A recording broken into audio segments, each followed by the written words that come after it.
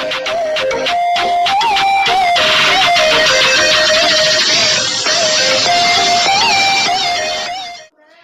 Hello guys, welcome back to B expert. So आज मैं आप लोगों को पढ़ाने वाली हूँ क्लास 10th की हिंदी का जो कृतिका आपकी बुक है उसका पार्ट 2, जो यानी कि मतलब कृतिका का पार्ट 1 आप क्लास 9th में पढ़ चुके हो और कृतिका का पार्ट 2 हम लोग क्लास 10th में कवर करते हैं। सो उसका आज पहला चैप्टर हम लोग कवर करने वाले हैं जिसका नाम है माता का आंचल। माता का आंचल जो ये चैप्टर है इसके लेखक है हमारे शिव पूजन सहाय। ठीक है, अब शिव पूजन सहाय जो है ये हमारे लेखक थे। ठीक है, अब आपको शिव पूजन सहाय के बारे में दो इंपॉर्टेंट चीज जो याद रखनी है। सबसे पहला कि उनका घर का नाम क्या था। उनके घर का नाम था भोलानाथ। ठीक है, और उनके बचपन का नाम क्या था? तारकेश्वर।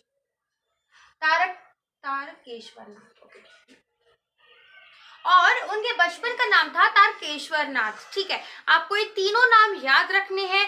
जब भी एग्जाम में अगर इन तीनों नाम से कोई भी क्वेश्चन आता है तो आप समझ लीजिएगा कि माता के आंचल चैप्टर के जो राइटर है उनसे रिलेटेड क्वेश्चन पूछा गया है। ठीक है, अब जो ये चैप्टर है माता का आंचल, इसमें बेसिकली जो हमारे भोलानाथ जी थे यानी कि शिव पूजन सहाय जी थे, उन्होंने अपने बचपन के बारे में बताया है। ठीक है, उन्होंने अपने बचपन में घटी हुई सारी घटनाओं को एक छोटे सी कहानी के रूप में प्रेजेंट किया है और मैं आज आपको उस कहानी की समरी बताऊंगी।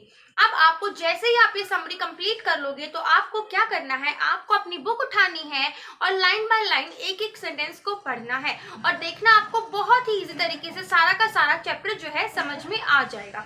ठीक है, अब देखो जो हमारी जो ये कहानी है माता का आंचल, ये शुरू कुछ इस टाइप से हुई कि जो हमारे तारकेश्वर नाथ थे यानी कि जो हमारे भोलानाथ जी थे वो जब बच्चे थे, ठीक है, तो उनके पिताजी उन्हें सुबह उठाते, उन्हें अच्छे से नहला के धुला के एकदम अच्छे से बाल बाल धो के, ठीक है, उनके ऊपर जो है टीका करते थे। और जब जो हमारे भोलानाथ जी थे वो अपना जो मतलब नहा धो के एकदम तैयार होके, ठीक है, अपने आप को जो शीशे में देखते थे यानी कि आईने में देखते थे तो उनके पिताजी उनकी तरफ देख के मुस्कुराते थे, यानी कि मुस्कुराते थे।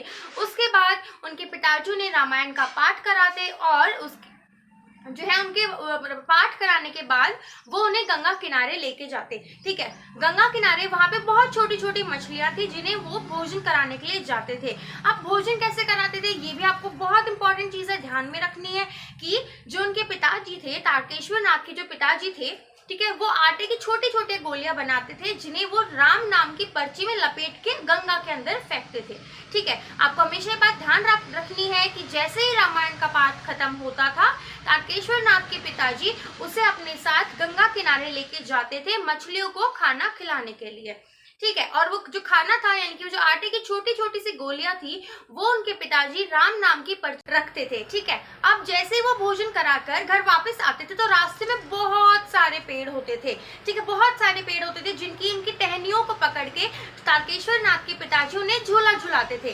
और जैसे ही वो घर वापस आ जाते थे तो घर वापस आते ही उनकी माता जो थी वो खाना बना के तैयार रखती थी और फटाफट से कौर बना के, कौर क्या होता है, जैसे छोटे छोटे बच्चे होते हैं ना तो वो खुद से खाना नहीं खाते तो माँ क्या करती है छोटे छोटे पीस में उनको खिलाती है। ठीक है, सो कौर बना के हमारे तारकेश्वर नाथ जी को खिलाती थी और वो कहानियां सुनाती थी चिड़ियाओं की। ठीक है, अब आपको समझ नहीं आ रहा होगा चिड़िया की कहानी। जैसे अब आप बच्चे थे तो आप जब खाना नहीं खाते थे तो आपकी मम्मी आपको बोलती थी ना, चलो बेटा ये पापा के नाम का है, ये मेरे नाम का है, ये दादाजी के नाम का है। तो ऐसे ही जो हमारे तारकेश्वर नाथ जी थे उनकी मम्मा बोलती थी चलो आ करो, ये कौवे का है, ये कोयल का है, ये मोर का है, ऐसे करके। ठीक है, और अगर आप इसे नहीं खाओगे तो ये उड़ जाएंगे। ठीक है, तो अब तारकेश्वर नाथ जी क्या फटाफट खाना खा लेते थे। अब खाना खाते ही जैसे वो बाहर खेलने के लिए जाते थे तो उनकी माँ उन्हें पकड़ के उनके बालों में तेल लगाती थी। अब तारकेश्वर नाथ जी को तेल लगवाना बिल्कुल भी पसंद नहीं था तो वो रोने लग जाते थे। ठीक है, बट जैसे ही वो अपने फ्रेंड्स को देखते थे बाहर जब वो खेलने जाते थे तो वो बहुत ज्यादा खुश हो जाते थे। ठीक है, और वो अपने जो रो रहे थे थोड़ी देर पहले उसे भूल जाते थे। ठीक है, अब जो हमारे तारकेश्वर नाथ जी थे उनका गेटअप के बारे में बताया गया है कि वो क्या पहनते थे यूजुअली। तो वो पहनते थे हमारा एक कुर्ता पहनते थे। ठीक है, सर पे एक टोपी होती थी जिसपे वो लोग फूल जैसा एक लट्टू से टांग के रखते थे टोपी के एंड पे। ठीक है, वो लट्टू की तरह इधर से उधर घूमता रहता था। ठीक है, और नजर से बचाने के लिए उनकी माताजी हमेशा काला टीका लगाती थी। जैसे आज के कल छोटे बच्चों को काला टीका लगाया जाता है, सेम वैसे ही जो हमारे तारकेश्वर नाथ जी थे उनकी मम्मा भी उनको जब वो घर से निकलते थे तो उनके ऊपर काला टीका लगाती थी। ठीक है, उसके बाद अब बारी आ गई है खेलने की, तो वहां पे ना डिफरेंट डिफरेंट तरीके से बताया गया है कि कैसे तारकेश्वर नाथ जी बचपन में खेल खेलते थे, ठीक है, और उनके पापा जो उनके पिताजी थे वो कैसे उनकी मदद करते थे खेलों में और उनके साथ मिलके खेलते थे। तो सबसे पहला जो खेल बताया गया है वो है मिठाई की दुकान और ग्राहकों का। इसमें क्या बताया गया है कि जो तारकेश्वर नाथ के पिताजी थे, ठीक है, वो भी बच्चों के साथ मिलके ग्राहक बन जाते थे और कुछ पैसे देके दुकान वाले से मिठाइयां खरीदते थे, ठीक है। अब दूसरा जो स्टोरी है यानी कि दूसरा जो वो गेम खेलते थे वो था कि ये लोग उसके बाद क्या करते थे, फसल खेती वाली जो है गेम खेलते थे। अब खेती में जैसे उनके तारकेश्वर नाथ के पिताजी लोगों से पूछते थे कि आपकी कैसी फसल हुई है, क्या कहीं कोई नुकसान हुआ है, क्या कोई फायदा हुआ है, तो ये सारी चीजें पूछते थे। उसके बाद वो लोग खेलते थे हाँ भोज वाला एक गेम और था कि जैसे सब लोग बैठे होते हैं लाइन में और खाना खा रहे होते हैं, सिर्फ एक्टिंग मतलब खेल रहे हैं ना, वो रियलिटी में खाना नहीं खा रहे हैं, ठीक है। तो जो तारकेश्वर नाथ के पिताजी थे वो भी लास्ट में बैठ के वेट करते थे कि कब मेरे खाने का नंबर आएगा, और वो लास्ट में ये बोलते थे कि मुझे भी खाना खिलाओ। उसके बाद जो थर्ड गेम जिस चैप्टर में बात की गई है वो है बारात वाला गेम, ठीक है। अब बारात, अब छोटे छोटे बच्चे जो है वो बारात निकालते थे, तो क्या चूहियादानी जो होती है, जैसे चूहे पकड़ने के लिए होती है, जैसे चूहियादानी होती है, उसके ऊपर एक कपड़ा ढककर वो लोग उसे हमारे दुल्हन की पालकी बना देते थे। और तारकेश्वर नाथ के पिता, जो तारकेश्वर नाथ थे, उनके पिताजी उस चुन्नी को हटा के हल्के से ना जैसे दुल्हन को देखने की एक्टिंग करते थे, जिससे बच्चे बहुत ज्यादा खुश हो जाते थे, ठीक है।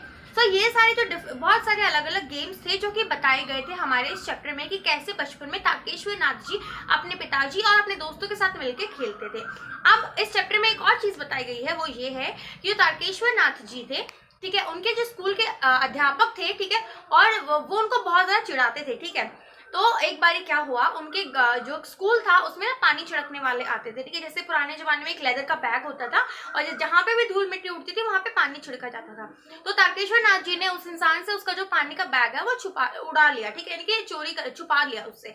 अब जो वो इंसान था उसने कंप्लेन कर दी तिवारी जी को। अब तारकेश्वर नाथ को पड़ी बहुत सारी डांट, ठीक है, वो रोने लग गए। फिर उनके पिताजी जो है उन्हें घर वापस लेके आए, उन्हें अच्छे से समझाया, ठीक है, और रास्ते में ही उन्हें एकदम नॉर्मल कर दिया, ठीक है। अब जैसे ही तारकेश्वर नाथ जी ने अपने फ्रेंड्स को देखा तो बहुत ज्यादा खुश हो गए और वो सारे सब कुछ भूल गए कि टीचर ने उसे कैसे डांट लगाई थी, कैसे उनको पिटाई पड़ी थी, ठीक है, वो सब कुछ भूल गए। अपने फ्रेंड्स के साथ खेतों में चिड़िया पकड़ने वाला गेम खेलने लग गए, ठीक है।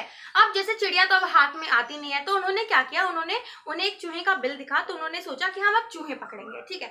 तो जैसे ही उन्होंने उस बिल के अंदर पानी डाला तो एक सांप निकल के आया। अब 4-5 बच्चे थे, ठीक है, तो बहुत ज्यादा डर गए और जैसे बस गिरते पड़ते घर पहुंचे, ठीक है। और जैसे ही तारकेश्वर जी के पिताजी ने उन्हें देखा और उनसे कुछ पूछा, तारकेश्वर जी ने कुछ नहीं बोला, वो सीधा गए अपनी माँ के पास और उन्हें गले से लगा के वो फूट फूट के रोने लग गए, ठीक है। अब जो है उनकी माता जी थी, जो उन्होंने अपने आंचल से यानी कि अपने दुपट्टे से उनकी जितनी भी धूल मिट्टी थी उसे साफ किया और हल्दी का लेप लगा के उसे लगाया, ठीक है। उसके बाद जो तारकेश्वर जी थे उन्होंने सारी की सारी स्टोरी अपनी मामा को बता दी।